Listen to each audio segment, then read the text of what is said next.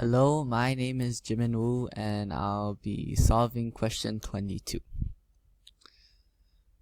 So this triangle has exactly three similar triangles inside.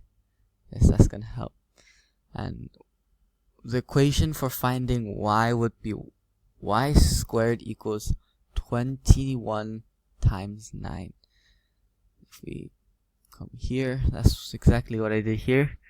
9 times 21 is 189, and if you move the square here, it would be root 189, and then root 89 would be 3 root 21. So that's the answer that's what y is. And for x, the equation would be 9 times 21 plus 9. Yes, and that's what I did here again.